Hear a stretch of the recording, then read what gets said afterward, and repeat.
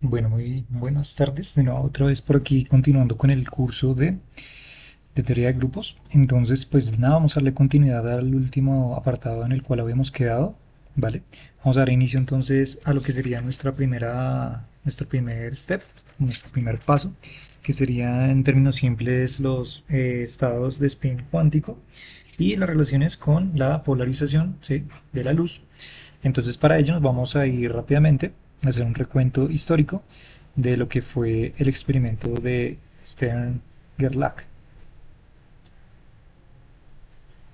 ¿no? Este experimento, particularmente en el 22, pues generó una de las trascendencias importantes en lo que se refiere particularmente a, ¿qué? A nuestros efectos de cuantización, ¿no? Y vamos a darnos cuenta que esto va a estar un poco bien relacionado con algunas de las estructuras que nosotros ya hemos hecho, ¿vale? Qué pena, voy a volverlo aquí a copiar, Sten Gerlach. Y pues donde nosotros de alguna u otra manera pues teníamos, colocando una esquematización un poco rápida, entonces teníamos una fuente de partículas neutras, por ejemplo, o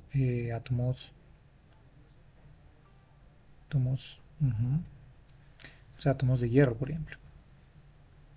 Y entonces teníamos esta fuente y esta fuente pues iba a pasar sobre justamente un campo magnético que tenía más o menos como una forma, vamos a colocarla como de esta manera.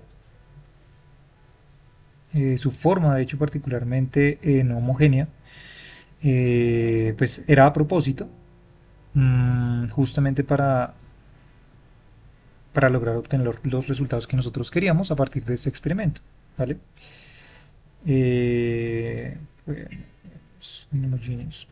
Ok, entonces, ¿qué era lo que pasaba? El haz particularmente, el haz o fuente de estas partículas neutras pasaban por nuestro campo magnético y esto permitía entonces que como resultado final pudiéramos tener algunos de los dos posibles resultados que eran los famosos spin up y el spin down, ¿no? Digamos que esta partícula podía, digamos que considerar alguna de estas dos opciones, ¿sí? Y donde pues también nosotros esquematizamos un poco esta característica de poder tener estas dos propiedades, ¿cierto? El spinner, a partir pues de estas dos amplitudes de probabilidad, ya sea para arriba o para abajo. Y esto de una u otra manera, de manera simplificada, logró demostrar un tipo de cuantización del momento angular, ¿no?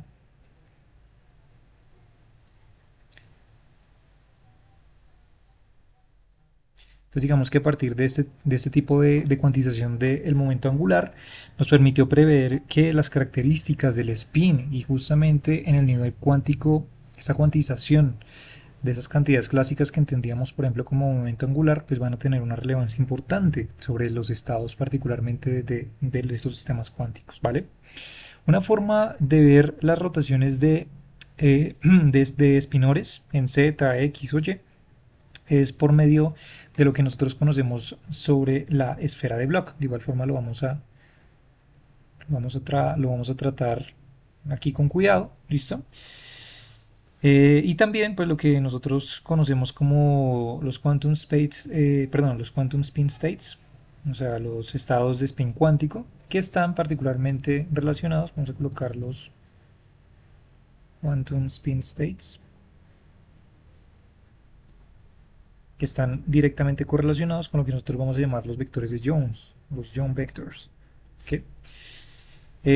Ahora, ¿cómo podemos más o menos nosotros esquematizar esto, digamos, desde un punto de vista, digamos, un poco más visual, ¿no? O sea, digamos, lo que nosotros veríamos sobre esos prototipos de cuantización, en este caso en el espacio físico que nosotros realmente vemos y en el espacio de estados cuánticos, ¿no? Entonces digamos que habitualmente se suele colocar, no sé, modo de ejemplificación, por ejemplo, de este tipo de esfera, que sería nuestra physical space, perdón, es physical sphere.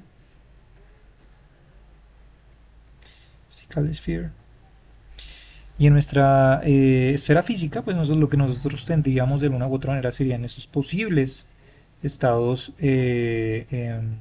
de spin, ¿no? En este caso que corresponderían a valores, por ejemplo, positivos o negativos si son horizontales, ¿sí? Positivos o negativos, por ejemplo, si son en dirección Y, y también positivos o negativos si son en dirección Z, ¿no? Entonces digamos que a partir de ello, pues esto es lo que nosotros veríamos de una u otra manera, ¿no? Digamos que el spin-up nosotros lo entendemos de alguna u otra manera, veámoslo como diagramáticamente como este tipo de, digamos, vamos a decirlo como habitualmente lo dicen por ahí algunos libros, sin embargo vamos a darnos cuenta que a lo largo de este curso este concepto de spin es bastante mucho más amplio, ¿listo? Pero pensémoslo como esta propiedad, usualmente como dicen los libros, intrínseca de rotación propia que tiene el objeto, en este caso nuestra partícula, que puede ser o para arriba o para abajo, ¿no? Entonces esta característica para arriba o para abajo, por eso el up y el down, están relacionados justamente con esta característica de la esfera física, que puede estar o apuntando hacia arriba, o apuntando hacia abajo, o apuntando hacia la derecha, o apuntando hacia la izquierda, o apuntando hacia adelante, o apuntando hacia atrás, ¿sí?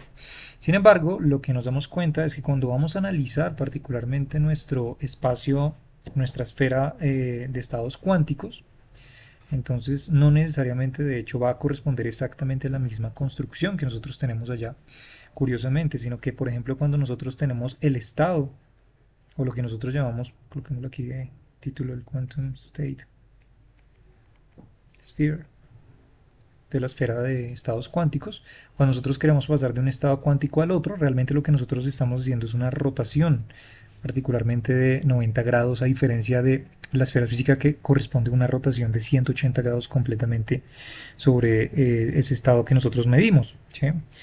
Y aquí nosotros tendríamos un menos justamente este estado, y aquí tendríamos un menos el estado down también. ¿Listo? Esto está relacionado de hecho con la última sesión que les comenté justamente acerca del cinturón de Dirac. Entonces lo que equivalían a hacer dos giros o un giro particularmente. Entonces digamos que aquí lo que tenemos es una correlación entre justamente esas propiedades mencionadas, ¿no? Bueno, muy bien. Vale, entonces vamos a dejar este esquema aquí enunciado y nos vamos a ir entonces ahora un poco atrás sobre el recuento de lo que nosotros entendemos como la polarización. Polarización. ¿Listo? Entonces la polarización, ¿qué es? Pues simplemente es la orientación geométrica de la onda, ¿no? La orientación geométrica de la onda. ¿Listo? ¿Y eso por medio de quién lo podemos determinar? Pues sabemos que lo podemos determinar por el campo eléctrico. ¿Listo? Entonces vamos a considerar, por ejemplo, vamos a tomar un ejemplo. Entonces vamos a considerar, por ejemplo, vale, vamos a tener en cuenta que voy a llamar a phi la fase, phase, ¿qué? Y entonces nosotros decimos, por ejemplo, vale, ¿a qué correspondería, por ejemplo, tener lo siguiente? Tener la componente de Y de nuestro campo eléctrico, que corresponde entonces a su componente de amplitud, ¿cierto? El coseno entonces de omega t menos kz, en este caso en su dirección que va, por nuestra fase en este caso en Y, ¿cierto? Más, entonces tendríamos la otra componente y a y seno de omega t menos kz, de nuevo más la fase en Y, ¿no? Alguien se puede preguntar por qué lo estoy colocando así. Vale, pues simplemente es una reexpresión de lo que nosotros ya conocemos a modo de justamente función exponencial, ¿no? Por la identidad de Euler sabemos que tener justamente esto pues corresponde a tener lo mismo que tenemos allí, pero con su parte real y su parte imaginaria correspondiente, ¿no? Bueno, muy bien.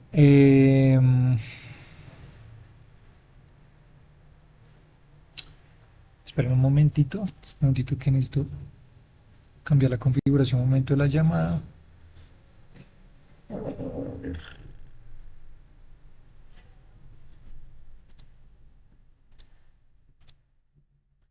Ya. Listo, perfecto. Entonces, vale. Entonces hasta aquí, ¿no? Y lo que nosotros tenemos para este caso de ejemplo, pues simplemente es decir una onda que se propaga en dirección Z, ¿cierto? Y donde su polarización, en este caso su orientación geométrica de la onda, corresponde en este caso a la componente en Y, ¿vale? Simplemente para que lo tengamos en cuenta. Ok, ahora, ¿qué podríamos decir? Vale, podríamos hacer lo siguiente y es tomar esta componente y separarla de la siguiente forma, tomar su amplitud, de nuevo lo mismo, Y entonces tendríamos la componente omega t menos kz, que es usualmente siempre la solución, ecuación de onda correspondiente, pero además entonces vamos a apartar esta parte de la fase, ¿no? Y sabemos que por propiedades justamente de los exponenciales, pues simplemente lo que nosotros podríamos hacer sería separar de nuevo esto en dos exponenciales completamente distintas, ¿no? Entonces aquí tendríamos nuestra exponencial para la fase y nuestra exponencial para la solución habitual, ¿vale? Entonces, la polarización vertical con la solución real sabemos que corresponde, pues para este caso de ejemplo, vamos a decirlo real de la componente y, simplemente va a corresponder al elemento a y coseno de omega t menos, menos kz más la solución, entonces, phi de y, ¿no? Listo. Entonces, digamos que particularmente con ello, lo que podemos hacer a continuación es lo siguiente. Entonces, a partir de esta estructura, lo que nosotros podemos decir es, vale, siempre yo puedo tener algún tipo de polarización perspectiva, dependiendo en qué orientación, en este caso, estemos trabajando, ¿cierto? Eh, Dado justamente por las componentes en las cuales nosotros estamos pues, evaluando esa función. En este caso tenemos una polarización vertical, pero si digamos tuviéramos por ejemplo una polarización horizontal, pues tendríamos algo similar, pero entonces con sus términos en X, ¿no? Entonces digamos que tendríamos algo por ejemplo de Euler a la I, phi, perdón, sería X, Euler a la I, omega t menos kz, ¿sí? Pero donde esto ya correspondería ya no una polarización vertical, sino una polarización horizontal. ¿Listo? Para una onda electromagnética que se propaga en la dirección z, en este caso como un ejemplo, ¿no? Digamos que tendríamos ambas, esta y esta, como posibles polarizaciones. Entonces digamos que tomamos ambas y lo que vamos a hacer es a construir entonces una suma de ambas, o como una superposición de ambas polarizaciones, lo que podríamos decir como que inventarnos un campo eléctrico de tal manera que tenga sus componentes de polarización tanto horizontal como vertical, pues correspondería a tener simplemente esto, esta componente sería 0, y aquí tendríamos el elemento que es estándar para todos, que sería la solución, ¿no? Bien, entonces digamos que esto sería nuestra polarización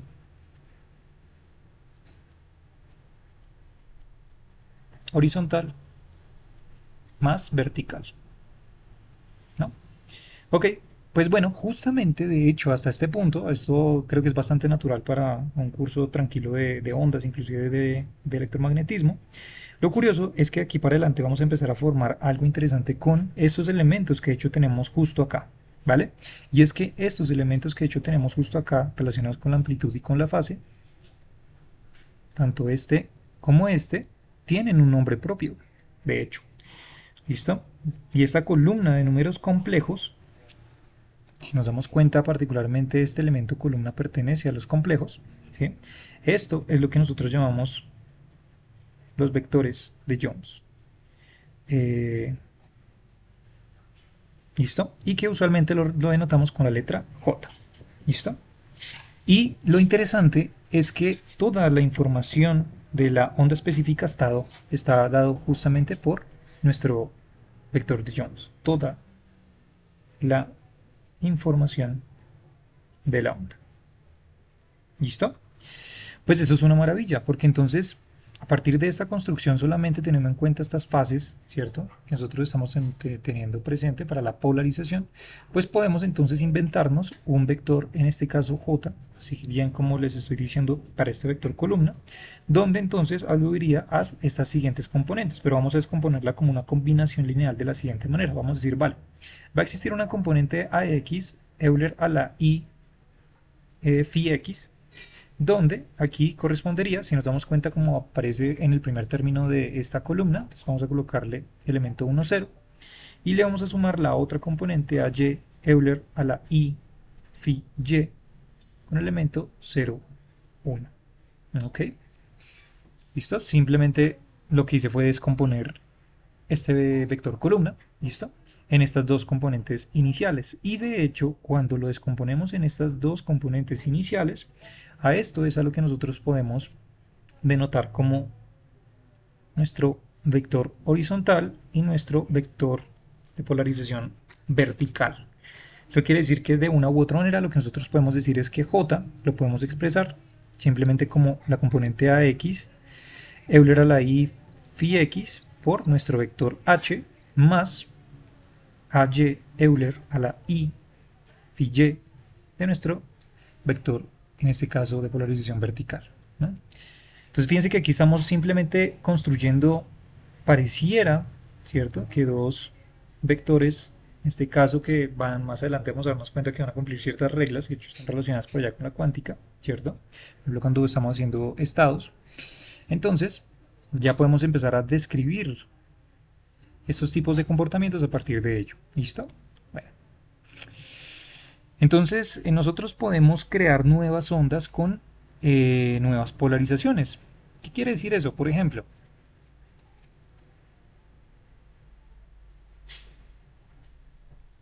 a partir del vector de Jones, entonces podemos decir, vale, vamos a colocar ejemplo número 1. ¿Qué pasaría si tomáramos las fases phi x y phi y igual a 0? Y además, por ejemplo, tomáramos las amplitudes iguales a 1. ¿Vale? Entonces lo que nosotros tendríamos sería un vector de Jones que tendría sus dos componentes vertical y horizontal, ¿sí? Y entonces esto se vería de la siguiente manera. Pues tendríamos entonces la componente vertical, piénsenlo ustedes, y por eso es que esta relevancia justamente de estas bases pareciera que canónicas, ¿cierto?, que se relacionarían o pareciera que se relacionaran justamente con las bases vectoriales habitualmente que aparecen allá en la mecánica vectorial, ¿no? Entonces fíjense que aquí lo que estamos creando es un vector de Jones que simplemente es la suma del vector horizontal más el vector vertical, y esto me formará de una u otra manera un vector diagonal. ¿Listo? ¿Esto qué quiere decir? Que este vector de Jones particularmente tiene la característica que está sobre la diagonal, ¿sí?, o es la suma o combinación lineal justamente de ambas polarizaciones, la horizontal y la vertical, y a esta se le da justamente un nombre que es D. ¿Listo? Cuando tenemos esta configuración. ¿Y por qué D? Porque es justamente la diagonal polarization, o la polarización diagonal. ¿Listo? Pues porque es bastante intuitivo, pues porque está diagonal. ¿Ok?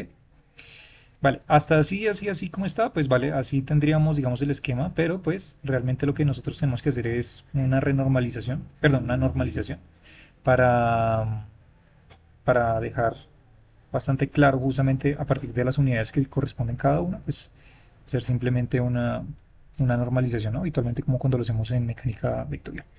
Entonces, digamos, en este caso tenemos un triángulo que sabemos que de longitud tiene 1, en este caso horizontal, pero además también de distancia vertical tiene 1.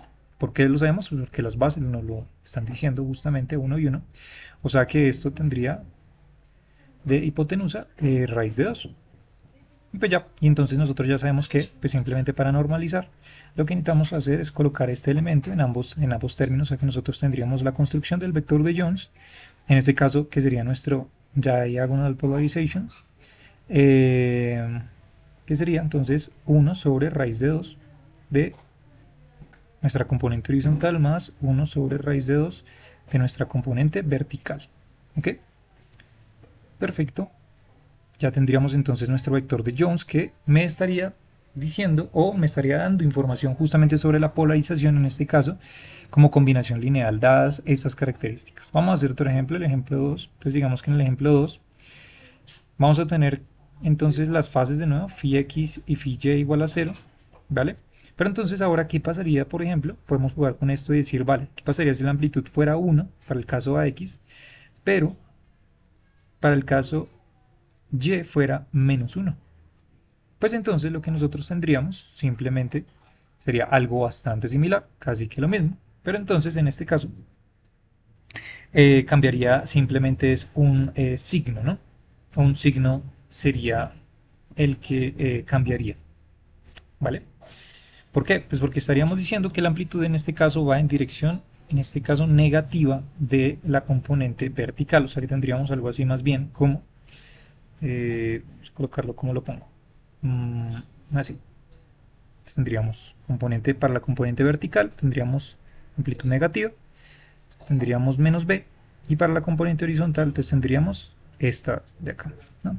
Y a partir de esto entonces se formaría entonces nuestro nuevo vector de Jones, solamente que este vector de Jones pues a veces le colocan el nombre de A, de anti-diagonal polarization, ¿okay? Entonces simplemente lo que haría sería invertir pues un signo, el signo vertical, o sea que tendríamos que el vector de Jones ahora sería, para el anti-diagonal, sería 1 sobre raíz de 2, de nuevo, h menos, y ahora tendríamos 1 menos, perdón, 1 sobre raíz de 2 vertical. ¿Listo? Ya tendríamos entonces nuestro vector de Jones. Ahora la pregunta podría ser, vale, y si quiero dejarlo para cualquier ángulo particular, o sea, no específicamente que esté sobre la diagonal, sino, vamos a decir, por ejemplo, ¿qué pasaría si yo quiero un vector de Jones construido sobre ambas bases, pero que corresponda a cualquier ángulo θ? Pues, de nuevo, lo mismo que ya sabemos, también podríamos escribirlos por simple trigonometría. Entonces, nuestro vector de Jones estaría relacionado con el coseno del ángulo, entonces en este caso de nuestra componente horizontal, más el seno del ángulo de nuestra componente vertical. Entonces podríamos reescribir justamente este vector de Jones en ese caso, ¿no? Bueno, y tenemos otros dos ejemplos que aquí simplemente lo tengo como para agregarlo, que sería entonces, vamos a colocar esto un poquitito más arriba.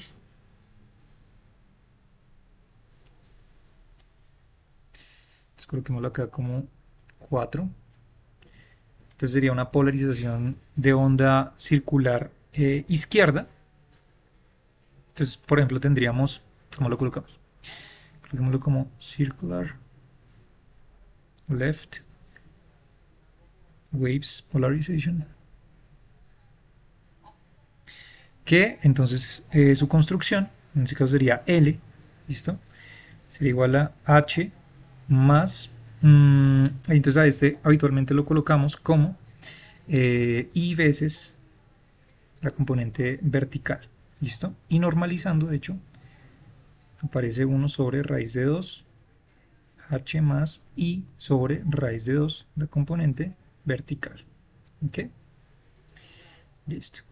Entonces digamos que aquí estaremos diciendo como de alguna u otra manera estamos tomando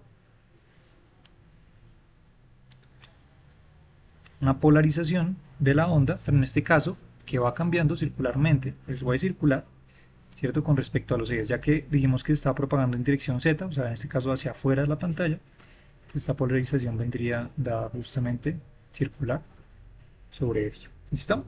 Y contrariamente, pues si tenemos una polarización circular izquierda, pues también tendremos una polarización circular derecha, correspondería a un right, ¿cierto? Y que viene entonces dado por H, este se lleva más, entonces aquí sería, entonces coloquemos la línea normalizado, tendríamos 1 sobre raíz de 2 veces H menos I sobre raíz de 2 veces B. ¿Listo? Muy bien. Entonces para rotar entre diferentes polarizaciones, se usan algunas matrices especiales que se llaman las matrices SU2, y que de hecho ahí va a ir conectado a algunas de las características que nosotros ya hemos visto un poquito sobre la relación que tiene con SON, ¿no? Entonces, bueno, sí, eso es, ¿vale? Entonces, ahora sí, ¿qué es lo que nosotros estamos diciendo, digamos, en relación a estas matrices de rotación supuestamente que vamos a ir construyendo SU2? Pues lo que estamos diciendo es que en el espacio físico, de nuevo, tener, por ejemplo, la base vertical, la polarización vertical, la polarización horizontal, ¿cierto? Que correspondería a esto. Sabemos que esto es algo vertical y esto es algo horizontal. Entonces, hacer esto, ¿cierto? En el espacio físico,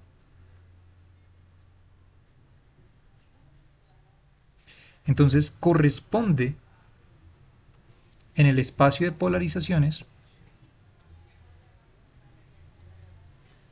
a lo siguiente.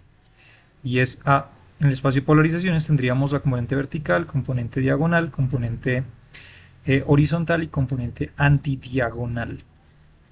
¿Okay? Ese sería nuestro espacio de polarización.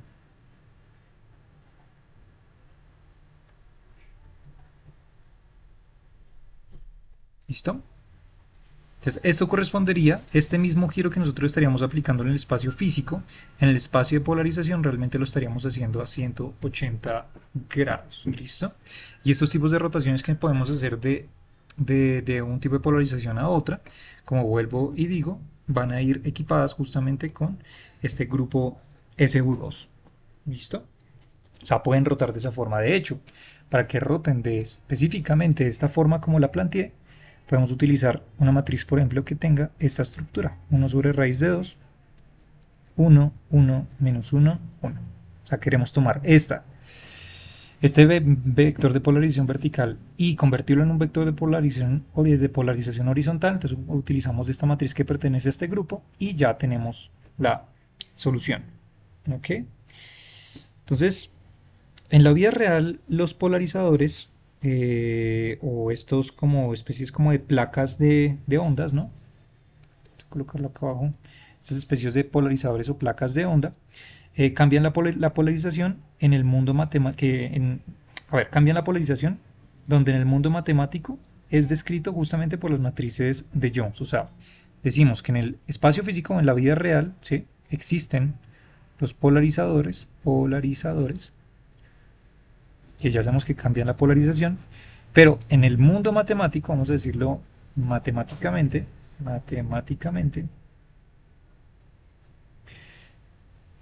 ese cambio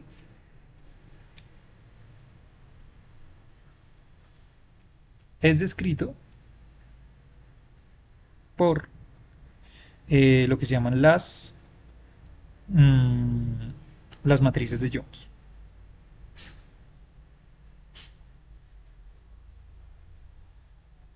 ¿Listo? En este caso de los polarizadores, una onda luego puede atravesar este polarizador y la fase de la onda cambia, ¿no? Va a cambiar. Entonces, digamos, por ejemplo, vamos a utilizar lo siguiente como un ejemplo esquemático para que lo tengamos en cuenta. Por ejemplo, vamos a tomar la siguiente matriz que corresponde a un polarizador, a un cuarto de polarizador. O sea, como rotar solamente un cuarto, no la mitad ni siquiera, sino un cuarto, el polarizador. Mejor dicho, digamos que tenemos, digamos que este es nuestro polarizador. Digamos que aquí está la onda, aquí viene la onda, ¿cierto? Entonces, digamos que lo que vamos a hacer es a rotar un cuarto, particularmente este término, ni siquiera la mitad, como les digo, no es solamente la mitad, que debería rotarlo hasta acá, sino como, por ejemplo, colocarlo diagonal, ¿no? Para que la onda pase y pues la onda sea polarizada, ¿sí? Usualmente, en la práctica llevada a las matemáticas, se dice que esta polarización, o este cuarto de polarización, vamos a llamarla así, cuarto de polarización, lo podemos escribir por medio de la matriz 1, 0, 0, i, ¿vale? ¿Listo? Y esto, efectivamente, pues se lo aplicaríamos a algo, por ejemplo,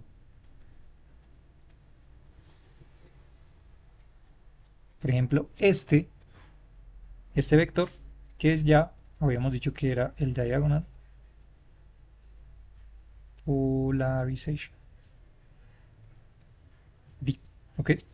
Y cuando entonces tomamos este cuarto, ¿sí?, este cuarto de polarización, nuestra matriz de cuarto de polarización, si lo aplicamos a D, entonces a lo que llegaremos, pues será a, justamente, de hecho si hacemos el cálculo, vamos a llegar a este resultado de acá, donde este resultado de aquí, de hecho, corresponde a lo que nosotros llamamos el left circular polarization. ¿Ok? O sea que por medio de de esta matriz que corresponde, recordemos, a un polarizador que estamos aplicando en la vida real, podemos transformar, ¿cierto? Podemos saber cómo la luz va a ser polarizada o qué resultado vamos a tener de salida si sabemos también la información que nosotros tenemos de entrada, ¿sí? Entonces si aplicamos esta matriz, por ejemplo, de cuarto de polarización a el vector L, entonces vamos a tener el vector A. Si le aplicamos el vector al vector A, vamos a obtener el vector R. Si aplicamos al vector R, vamos a obtener el vector V. Y en este caso, como lo demostramos, si aplicamos esta matriz al vector D, vamos a tener el vector L. ¿Listo? O sea que en general, en el espacio de polarizaciones, lo que estamos diciendo es lo siguiente. De manera general, espacio de polarizaciones. Estamos diciendo que siempre podemos aplicar entonces una regla de transformación, que sería 1, 0, 0. Vamos a colocarle de manera general Euler a la I, phi. ¿Listo? Esto de aquí, bueno, alguien se puede preguntar por qué coloqué eso ahí, ¿no? Y es que esto de aquí, pues obviamente estaría relacionado con esa misma matriz, donde pues tenemos su parte real, su parte imaginaria, si aplicamos la teoría de Euler, ¿no? Muy bien, pero de esta manera es mucho más general de escribirla. Entonces, en el espacio de polarizaciones, lo que nosotros sería, o lo que podríamos tener es que siempre existe una matriz, en este caso de transformación, que me va a permitir pasar de el estado D al estado L, ¿sí? Como lo vemos acá, pero si lo hacemos de L, pasamos al estado A. Si pasamos del estado A, pasamos al estado R. Y si pasamos del estado R, pasamos de nuevo otra vez al estado D. ¿Ok? Esto incluye polarizaciones elípticas y otros tipos de términos. ¿Vale? Pero también podríamos hacerlo en el otro caso. Aquí en este caso, si se dan cuenta, tenemos el diagonal, antidiagonal, left and right, ¿no? En este caso para esos. Pero también va a existir, ¿será que también existe una matriz en este caso correspondiente a una polarización que no me lo cambie ahora a términos de izquierda, derecha, diagonal y antidiagonal, sino por ejemplo horizontal y vertical? Sí, también existe. Entonces para ella va a estar relacionada por un término como el siguiente que les voy a poner acá, que tiene la forma 1 y 1, y esta lo que te permite a ti hacer es entonces pasar de un estado de polarización horizontal a uno de izquierda, luego a uno vertical y luego a uno de derecha, y de nuevo lo mismo. ¿Vale? Siempre podemos hacer este cambio, ¿sí? Ok, entonces, ¿y esto para qué me sirve?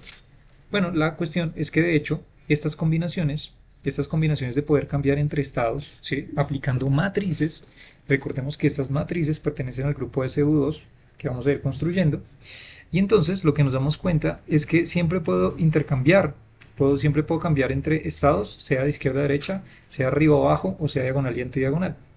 Eso quiere decir que podemos hacer una representación diagramática un poco más amplia, más general, que incluya todo esto, y decir, vale, por ejemplo, el estado horizontal, aquí lo coloqué arriba, el estado vertical lo coloqué abajo, el estado left lo coloqué, en este caso lo coloqué a la derecha, este a la izquierda, y además, fíjense que de left podemos pasar a antidiagonal, y también podemos pasar a diagonal del otro lado.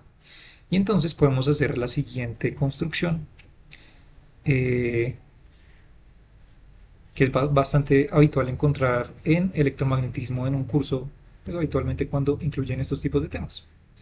Entonces es lo siguiente. Bueno, tal vez no me quede la mejor manera dibujado, pero se hace el intento. Es por este lado, y por este lado tendríamos entonces, lo colocamos un poquito más abajo. Eso es, entonces aquí tendríamos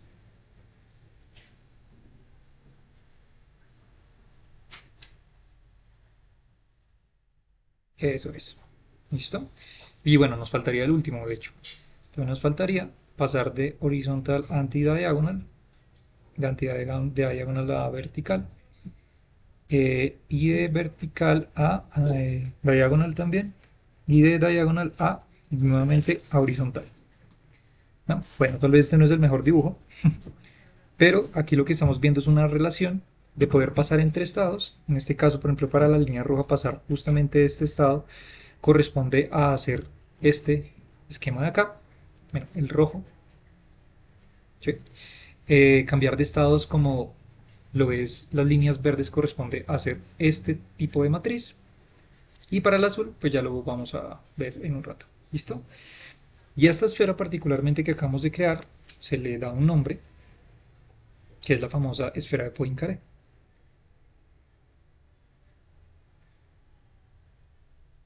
¿Listo?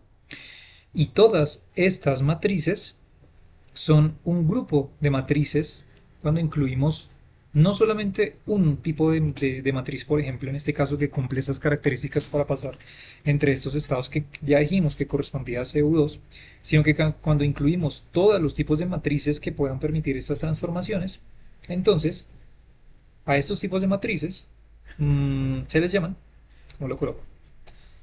Group of matrices called U2. ¿Listo? ¿Y de dónde sale el U2? Pues el U sale de matrices unitarias, unitary, y el 2 sale de ser pues matrices 2 por 2. ¿Listo? Lo cual implica pues particularmente tener rotaciones sobre la esfera de Poincaré.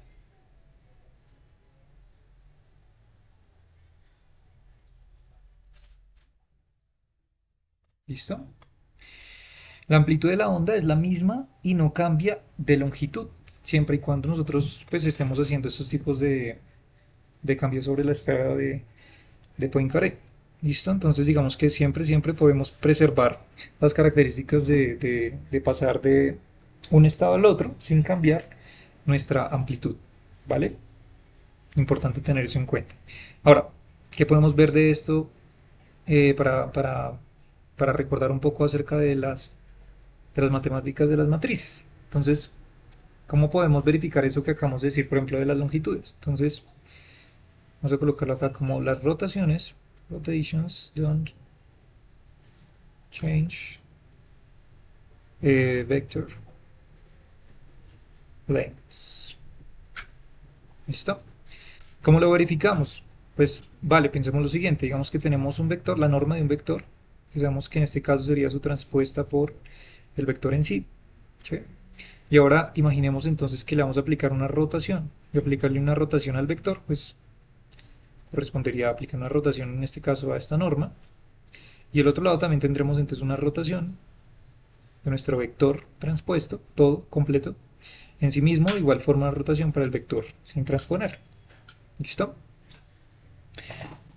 Ok. Entonces, ¿qué es lo que nosotros diremos? Vale.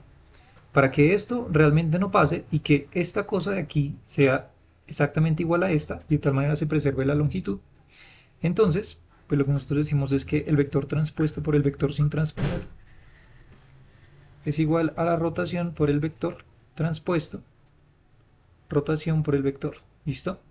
Ahora, tenemos que recordar de la propiedad de los transpuestos, creo que ya lo dijimos en la sesión anterior, que es que cuando aplicamos el transpuesto de dos elementos, pues simplemente invertimos el orden y transponemos. Quiere decir que tendríamos vector transpuesto, matriz de rotación transpuesta, que invertimos el orden si se dan cuenta, obtendríamos rotación y el vector sin transponer. ¿Listo? Y de esta manera entonces tenemos R transpuesto por R. Y entonces de aquí nosotros sabemos que esto corresponde a la matriz de identidad. ¿Sí? Pero para que esto ocurra, pues entonces lo que nosotros debemos decir, o lo que se debe preservar, entonces es la condición de que la matriz inversa debe ser igual a la matriz transpuesta. ¿Vale? Para que justamente esto, pues, sea igual a esto, que es lo bien conocido. ¿Vale? Bueno, entonces, teniendo eso en cuenta, también tenemos que recordar, por ejemplo, que si R tiene las siguientes características: A, B, G, ¿qué? A ver, A, D, G, B, E, H, C, F, I. Por dicho, A, B, C, D, E, F, G, H, I. ¿Listo? Simplemente su transpuesta. Ya habíamos dicho anteriormente que era intercambiar columnas por filas, filas por columnas. Eso quiere decir que nos quería simplemente como A, B, C, D, E, ¿qué? E, D, E, F, G, H, I. ¿Sí? Tomamos cada una de estas columnas y las volvemos filas. Eso significa transponer. ¿Listo? Y entonces decimos, y si entonces R transpuesto por R es igual a la identidad, o sea, se cumple la condición que acabamos de decir justo arriba, entonces a estas son, o se les conocen como las orthogonal matrices, en este caso O3, que corresponden a matrices 3 por 3. Listo, pues para este ejemplo que estoy colocando acá, ¿vale? O 3, entonces matrices ortogonales, siempre y cuando cumplan esta propiedad. Entonces ya estamos viendo algunas de las características, fíjense, ya pueden ir empezando a tomar algunas de las notas, porque aquí para adelante vamos a empezar a tocar bastantes tipos de matrices que son muy importantes para esta construcción, ¿listo? Entonces aquí ya estamos hablando un poquito sobre cuáles son las matrices en este caso que cumplen estas propiedades, cuáles son las matrices que en este caso cumplen la característica de que la transpuesta es igual a su inversa, que son matrices 3 por 3 y cumplen únicamente esta propiedad, las llamamos O3, grupos O3 u ortogonal matrices O3, ¿listo? Entonces, ¿qué es lo que nosotros decimos? La rotación de vectores en el espacio de 3 dimensiones, de hecho fue lo que hicimos nosotros casi que pues en las sesiones anteriores. Entonces podemos colocarlo como las rotaciones de vectores, of vectors in 3D space, son hechas por las matrices O3 que acabamos de describir, ¿no? Ok, entonces alguien se podría pronto alarmar en este punto y decir, pero ¿cómo así que las matrices O3 son las que cumplen las rotaciones de vectores en el espacio de 3 dimensiones? Y lo que hicimos nosotros en las clases anteriores fue decir que de hecho era el grupo SO3 el que hacía las rotaciones, ¿no? O sea, aquí podría quedar una confusión. Pero de hecho lo que nos vamos a dar cuenta es que de hecho las matrices O3 son el caso más general que nosotros podemos tener, y por eso es que nosotros habíamos denotado de hecho con la letra S, si lo recuerdan bien, en la clase anterior, en las clases anteriores, como special, ¿cierto? Special orthogonal. Y el special orthogonal pues hacía parte de que era un caso especial justamente de esas matrices ortogonales, ¿sí? Que nosotros podíamos utilizar para hacer las rotaciones. Entonces digamos que lo que podemos decir es que en general, caso más general, es que las rotaciones de vectores en un espacio de 3 dimensiones, las matrices que generan estos tipos de rotaciones en general se llaman matrices O3, ¿listo? Ortogonal matrices. Entonces, otra propiedad es que las reflexiones no cambian respecto a la longitud del vector. Entonces, ¿qué quiere decir esto? Por ejemplo, estamos hablando en este caso de rotaciones, pero imagínate ahora tú que tenemos, por ejemplo, un vector y entonces vamos a crear un espejo. Y este espejo lo que me va a permitir es invertir la imagen del otro lado, ¿sí?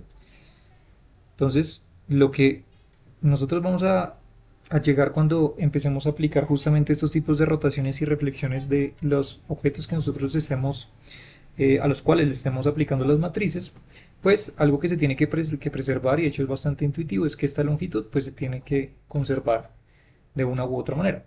Si yo aplico una reflexión, por ejemplo, aquí en este caso vertical, así si lo aplicara horizontal, si lo aplicara en cualquier dirección, la longitud pues se debe conservar exactamente para estos vectores. ¿Listo? Entonces, esta característica pues, nos permite generalizar este concepto de las matrices O3 y entonces decimos que pues, las matrices O3 contienen tanto rotaciones como reflexiones. ¿Listo? De nuevo, ¿por qué reflexiones y por qué rotaciones? Por la misma propiedad que ya dijimos, que sería aplicar justamente esa característica, ¿no? De igual forma lo vamos a ir viendo. Bueno, otra propiedad de estas matrices es la siguiente, para que tomen nota.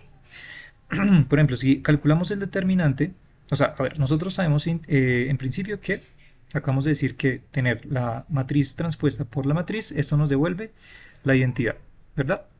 Pero ahora, ¿qué pasa si nosotros tomamos el determinante de ambos elementos de ambos lados?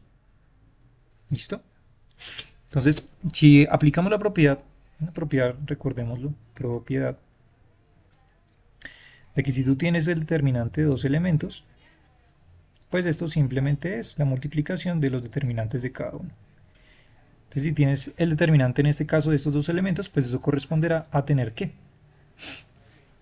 Entonces, corresponderá a tener simplemente determinante de la matriz transpuesta por el determinante de la matriz igual a qué, y el determinante particularmente de nuestra matriz identidad, recordemos que sería esta de acá, y el determinante de esto pues ya sabemos que sería 1, ¿vale? O sea que esto correspondería al valor de 1, ¿vale? Entonces, ¿eso qué quiere decir? Esto quiere decir, de hecho, que lo podemos ver aquí esquematizado. Vamos a tomar, por ejemplo, entonces, a ver, ¿cómo lo pinto? Ya sé, vamos a decir, voy a tomar la matriz R que va a tener los siguientes elementos, A, B, C y D, ¿listo? Y su matriz transpuesta sería entonces A, C, B, D, ¿no? Listo. Entonces, la pregunta sería, vale, ¿a qué equivaldría tener el determinante de R? El determinante de R para este caso, ¿qué sería? Entonces, para este caso sería tener A por D menos B por C, ¿cierto? Pero si lo hacemos de este lado, el determinante de R transpuesta, ¿a qué va a ser igual? De nuevo, A por D menos C por D. ¿Sí? Perdón, C por B. Eso es. Listo. Y dado que los elementos en este caso estamos diciendo que pues, son valores, eso quiere decir que vamos aquí a invertir esto brevemente, pues tendríamos exactamente lo mismo. Quiere decir que el determinante, tanto de la matriz como de su matriz transpuesta, es exactamente el mismo, ¿vale? Eso quiere decir que esto de aquí lo podríamos reescribir simplemente como el determinante de R por el determinante de R nuevamente igual a 1. Determinante de R por determinante de R nos daría determinante de R al cuadrado y esto sería igual a 1, ¿vale? Vale, y por último, entonces lo que vamos a hacer es decir, vale, entonces esto corresponderá a que el determinante de R puede ser más o menos 1. Y ese es un punto bastante importante para nosotros justo en este momento. ¿Por qué? Porque justamente tener el determinante con solución positiva o solución negativa corresponderá a tener rotaciones o reflexiones. ¿Listo? Entonces, rotaciones, ¿a qué equivaldrán? Las rotaciones equivaldrán cuando nosotros tengamos el determinante de R específicamente igual a más 1. Y las reflexiones corresponderán cuando el determinante, de R vale menos 1. ¿Listo? Más adelante, de hecho ya lo voy a decir en unos cuantos pasos, y es aquí de hecho justo en esta restricción que estamos nosotros deduciendo en un momento, en donde aparecen las famosas matrices que ya construimos, matrices SO3.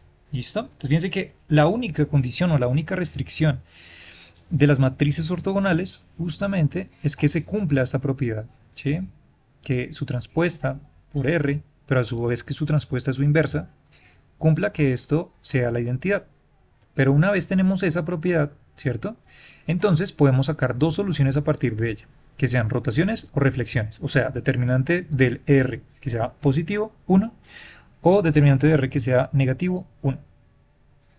¿Listo? Entonces, por ejemplo, ustedes podrían decir, vale, ¿qué por ejemplo rotaciones o qué tipo de matrices satisfacen que el determinante sea más 1? ¿Sí? ¿Puedo construirme algunas de pronto? Sí. Entonces podemos tener, por ejemplo, esta de acá, esta de aquí. Si calculas el determinante vas a encontrar justamente que esta matriz corresponde a que su determinante vale más 1. Quiere decir que esta matriz corresponde a una rotación particularmente. Ahora, por ejemplo, esta de acá también satisfacerá lo mismo. Pero a su vez, esta de aquí, por ejemplo, también satisfacerá lo mismo. Y coloquemos una última más, por ejemplo, la identidad, de hecho. también satisface rotación. ¿Listo? O sea, determinante positivo, pues. ¿Y cuáles satisfacen, por ejemplo, como ejemplo, negativo? Entonces, esta es una de ellas. Coloquemos otra, por ejemplo, menos tener la identidad. También tener esta de aquí.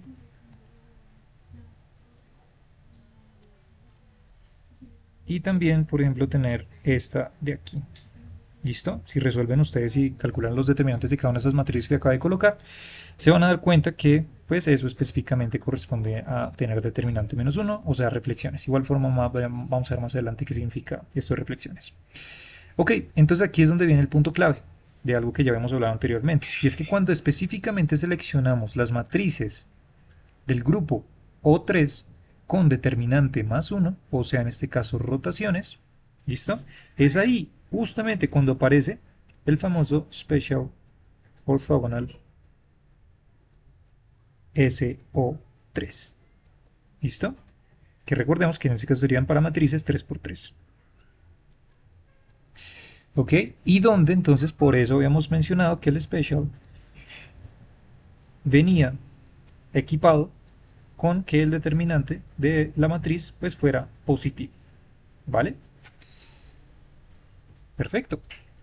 O sea que podemos generalizar estas características y decir, vale, ¿esto a qué corresponderá? O sea, ¿a qué corresponde entonces tener matrices del grupo SO3? Pues corresponderá a tener matrices 3×3, en este caso, pues podríamos colocarlo cualquier tipo de dimensión, donde R cumple que R transpuesta por R, esto es igual a la identidad.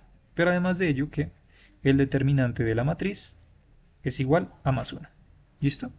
¿Esto qué hace? Esto rota vectores en 3 dimensiones. Esto es súper importante porque lo que está rotando son vectores en 3 dimensiones. Importante. Más adelante nos vamos a dar cuenta por qué. ¿Listo? Y otra característica que ya sabemos es que no va a cambiar la norma. O sea, la longitud, mejor dicho, de los vectores rotados, ¿no? O sea, si tengo un vector y lo roto, pues la norma, la longitud no va a cambiar. ¿Listo? Esta sería una descripción entonces un poco ya más compacta de todo lo que hemos hecho pues hasta ahorita en el curso, y donde estamos hablando pues para este caso pues de rotaciones, ¿no? Como una extensión simplemente del grupo O3 general, ¿vale? O sea que podríamos decir que el grupo O3 incluye al grupo SO3, evidentemente, pero también además incluye los tipos de reflexiones. ¿Ok? Muy bien. Entonces pasemos a ver a la siguiente página. Esperen a ver si puedo escribir de este lado. Sí, vamos a intentar a ver escribir si se puede. Bueno. Listo. Entonces ahora vamos a hacernos la siguiente pregunta. Vamos a intentar jugar a este juego un poco diferente. ¿Listo? Haciéndonos preguntas de qué pasaría si. Entonces, cuando nosotros queremos, por ejemplo, calcular la magnitud, calcular, ¿cómo coloco esto?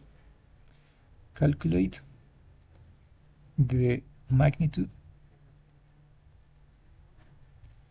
of the Jones vector.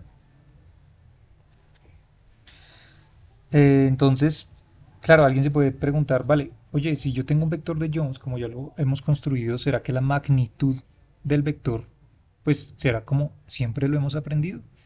O sea, su transpuesta por esto. ¿Será que sí estará bien hacerlo de esa manera si tomamos un vector de Jones? La respuesta es un no. ¿Ok? Esto no es igual, no se va a hacer así. En vez de esto, lo que se va a hacer es que realmente para calcular la magnitud de un vector de Jones, bueno, y alguien se puede preguntar, ¿por qué estamos calculando la magnitud de un vector de Jones? Como la longitud de un vector de Jones, ¿no? Estamos diciendo. Bueno, esto va relegado justamente porque estamos hablando justamente abajo de este grupo O3, donde dijimos que estos tipos de matrices no cambian la longitud. Entonces necesitamos un momento, vamos a hacer una parada técnica y vamos a preguntarnos, vale, ¿cómo cambia? ¿Será que, o cómo calculamos la magnitud de un vector de Jones? Es la primera parada. Entonces, la cuestión es que realmente esto se va a comportar de la siguiente manera. Tú vas a tener el vector de Jones, sí, transpuesto, muy similar a esto, pero lo vamos a conjugar. ¿Listo? Y alguien se puede preguntar, ¿cómo así que conjugar? ¿Por qué conjugar? ¿Cuál es la necesidad de conjugar? Pues eso lo podemos ver casi que intuitivamente, de hecho, de lo primero que hicimos nosotros al inicio, y es decir, justamente que los vectores de Jones están relacionados por números complejos como componentes de este vector columna, ¿no? Y si tiene componentes complejas, pues realmente la operación que nosotros tenemos que hacer tendrá que ser una transpuesta conjugada. Y eso, de hecho, tenía un nombre con nosotros al inicio del curso, estuvimos hablando un poco de estrellas álgebra, y esta propiedad de involución y demás.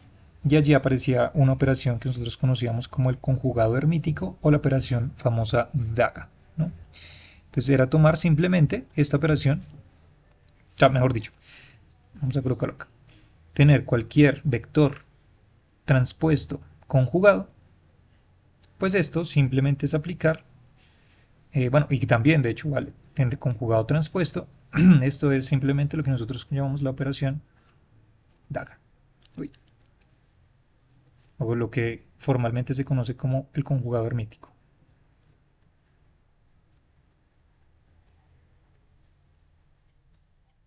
¿Listo? De esa manera, entonces, esta propiedad me permite entonces volver esto una daga y ahora sí aplicarlo al vector de Jones sin la daga. ¿Listo? Vuelvo y repito, porque los J pertenecen, los vectores de Jones pertenecen justamente al cuerpo de los complejos. ¿Listo? Es por eso esta característica. Ok. Vale. Esperen un momentito. Perfecto, listo. Entonces, vale, les voy a plantear como de pronto un ejercicio. Sería interesante que hicieran el siguiente ejercicio. Y es demostrar que si tomas los vectores de Jones, en este caso, hemos dicho la magnitud del vector de Jones, esto te va a dar 1 para los siguientes vectores, pero quiero que lo demuestres. Ya sabes cómo, tú ya sabes cómo transponer, ¿cierto? Ya sabemos que transponer simplemente es pasar de tener columnas a tener filas. Y además también sabes conjugar. Si tenemos un menos i, lo pasamos a i. Si tenemos un i, lo pasamos a menos i. Eso significa conjugar o la operación estrecha, ¿no? Bien, pues entonces, con esto, te propongo que hagas cuando veas el video, entonces, lo siguiente, y es que tomes entonces, por ejemplo, este vector de Jones, tomes también este vector de Jones, y vamos a colocar, por ejemplo, este también, y que demuestres que, pues, si calculas la magnitud de estos vectores de Jones, independientemente cada uno, entonces, digamos, coges este, coges su transpuesta conjugada, ¿cierto?, de esta, y la multiplicas por el vector de Jones así como está, esto te va a volver la identidad o la unidad. ¿Listo? Bueno, veo como un ejercicio. Ok, entonces, ahora vamos a plantear lo siguiente. Si entonces la magnitud del vector de Jones equivale a tener la operación daga del vector de Jones y el vector de Jones, ¿cierto? Entonces, ¿será que, o cómo más bien, cómo transformarán esos vectores de Jones introduciendo una matriz? Vamos a decir, vamos a llamar a esa matriz, por ejemplo, la matriz U mayúscula, algo similar a lo que hicimos en la demostración para las rotaciones de O del grupo O3. Entonces tener U, J, daga, U, J. Fíjense que lo que hicimos simplemente fue introducir donde aparecía una J. Ahora vamos a aplicar una matriz, ¿listo?, de transformación. Y entonces de nuevo, aquí también sabemos que por propiedades igual como transpuestas, también la operación daga cumple la misma operación. Entonces intercambiamos estos elementos, entonces quedaría como J daga U daga, ¿sí? Tendríamos U y luego tendríamos J. ¿Listo?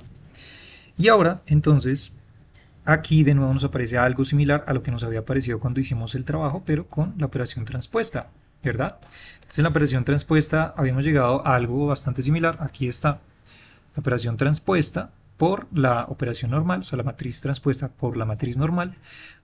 Esto dijimos que era la identidad, ¿vale? Pero para que el vector de Jones no cambie la longitud del vector, evidentemente esto tiene que ser la identidad, ¿cierto? Porque estamos diciendo justamente que al rotar estos vectores de Jones, la magnitud, ¿cierto? La longitud no puede cambiar. ¿Sí? Vamos a colocarlo como...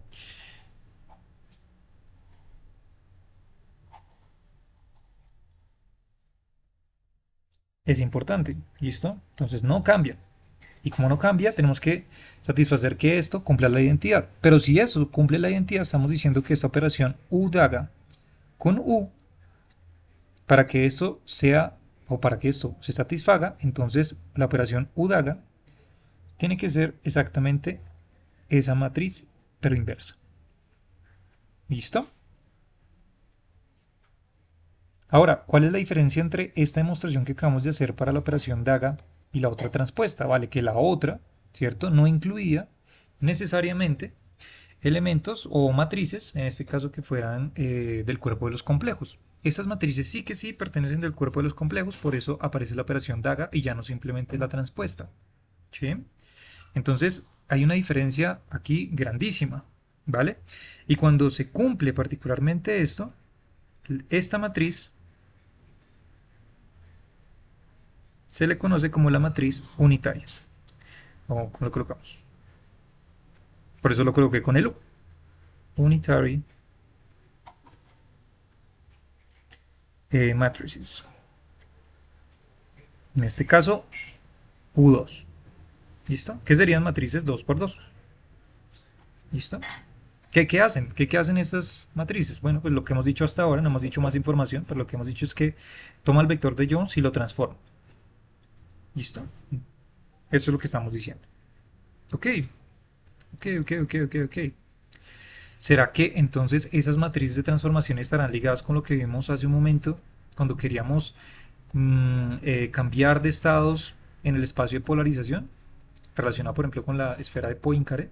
O sea que si queríamos pasar de este estado a este estado, nos toca aplicar estas matrices, pero si te pones a dar cuenta cuidadosamente estas matrices, de hecho estas matrices están también en el cuerpo de los complejos, ¿no? Pertenecen al cuerpo de los complejos porque tienen cantidades imaginarias.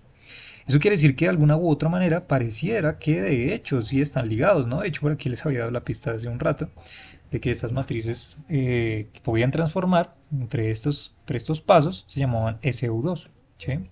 Aquí hemos encontrado unas U, ¿cierto? U2, no SU2. O sea que casi tenemos las SU2 que transforman eso. Entonces la pregunta sería, vale, ¿y cómo podemos saber, o sea, qué podemos hacer ahora? ¿No? Para saber que transformen como lo que nosotros dijimos allá abajo. Pues vale, vamos a hacer exactamente el mismo juego que hicimos hace un momento, pero con las matrices R de rotación allá del otro lado. Entonces decimos de nuevo, tenemos el determinante de U daga por U. Sabemos que esto debe ser igual al determinante de la matriz identidad. O sea, esto de nuevo. Pero esto otra vez nos lleva de nuevo, si hacemos el mismo tratamiento, dado lo mismo que tenemos acá, entonces a que tendremos el determinante de U al cuadrado igual a 1. Lo mismo que calculamos del otro lado. ¿De acuerdo? Es exactamente lo mismo. Ok. Mmm, vale. Pero entonces, la pregunta que nosotros podríamos hacernos es, vale, pero aquí hay algo interesante. Aquí hay algo interesante a diferencia de lo que nosotros teníamos en las matrices de rotación. Y es que aquí tenemos dos elementos, o sea, dos, vamos a decirlo, determinantes de U, que al multiplicarse me vuelven el valor de 1, ¿sí? O lo que diría la norma, ¿cierto? La norma desde este determinante de U al cuadrado me devuelve el valor de 1. Pero esto, de hecho, cuando estamos trabajando sobre el espacio, sobre el cuerpo de los complejos, esto no sé si a ustedes les recuerda a algo, de pronto bastante importante, por allá en mecánica cuántica, y es justamente con esta propiedad, de hecho, que allá en 6 estrella álgebra estuvimos viendo al inicio del curso, ¿cierto? Entonces, cuando introducíamos esta propiedad, ¿cierto? Podíamos determinar, pues, la misma característica, o sea que de una u otra manera podemos colocar de forma general, nosotros sabemos que una función que cumple la característica de que, colocándolo en este caso ejemplo, esto al final sea igual a 1, es por ejemplo tomar la función psi que sea igual a Euler a la i por θ. Y ya. ¿Por qué? Porque sabemos que Euler, perdón, si conjugado, eso sería igual a Euler a la menos I por teta. Y si tú multiplicas estos dos, ¿cierto? Pues si multiplicamos estos dos, ¿qué valor nos da? 1, ¿cierto? Si los multiplicamos, esto nos da el valor de 1, que es equivalente a colocar pues la norma justamente de Euler a la I por teta al cuadrado. Y sabemos que esto nos devuelve. Eso quiere decir que dado que estamos, vuelvo y repito, trabajando, voy a colocarlo aquí, complejos.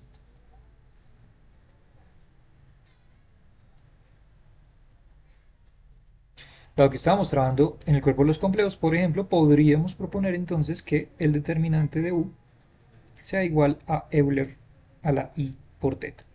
Tal que entonces tener dos determinantes de esto, pues corresponderá a tener entonces lo mismo que tenemos de ejemplo de este lado.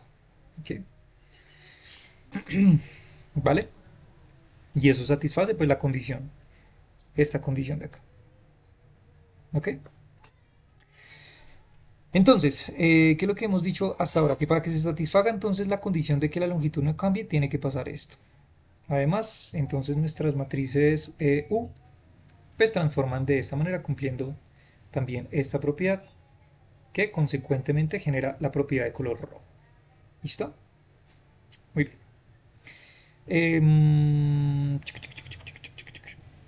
Entonces, vale, podríamos decir también, a ver, ¿cómo lo podemos plantear? Esperen un segundo. Podríamos decir entonces, podríamos decir si les parece también, de hecho de aquí sí creo que es bastante visible de aquí, que podrían haber dos casos similares a como lo acabamos de hacer en el ejemplo de las rotaciones, ¿cierto? Y es que, pues para este caso, lo que nosotros podemos evidenciar es que puede ocurrir que el determinante de U sea igual a más 1 o que el determinante de U, vamos a colocarlo, sea diferente a 1, ¿no? O sea, a más 1, sea diferente a más 1. ¿Listo? Y entonces, ¿qué es lo que pasa? Que particularmente cuando tomamos el caso de determinantes iguales a 1, determinantes de U iguales a 1, por ejemplo, tener matrices como 1 sobre raíz de 2, por ejemplo, de 1 más i, 0, 0, 1 menos i, o por ejemplo, un i, 0, 0 menos i. Entonces, cuando tenemos específicamente este caso donde el determinante de esto nos devuelve el valor de 1, entonces a esto es lo que nosotros le llamamos de nuevo Special Unitary SU2. En este caso matrices 2 por 2. Entonces es de aquí de donde salen nuestras famosas matrices SU2. ¿Ok? Esta es la gran diferencia. ¿Vale? ¿Qué matrices, por ejemplo, podrían también entonces satisfacer esto para que lo coloquen en contraste? Por ejemplo, que ustedes tuvieran 1, 0, 0 y. ¿Listo? Aquí nos damos cuenta que es bastante evidente que el determinante en este caso de U sería I. I, ¿vale?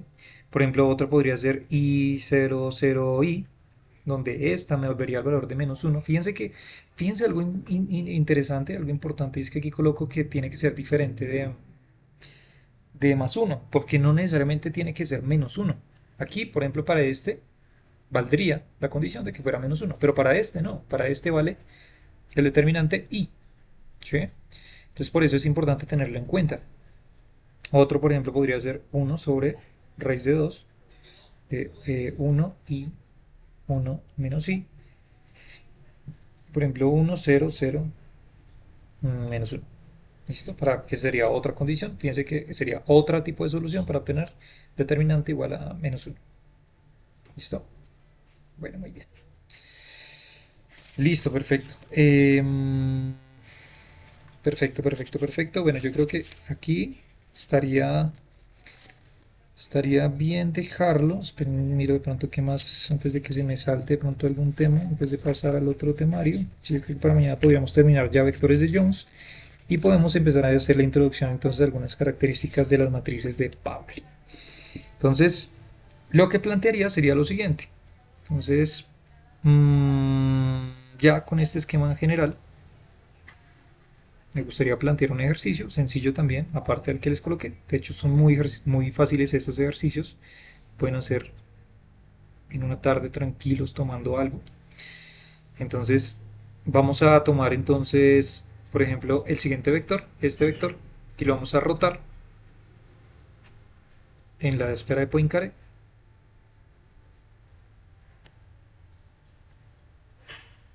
Eh, en el siguiente orden. Entonces vamos a arrancar. Entonces vamos a aplicar, en este caso vamos a pasar de H, vamos a pasar a, o sea, la antidiagonal. Luego vamos a pasar de la A la L, sería izquierda. Luego de la L vamos a pasar a H de nuevo.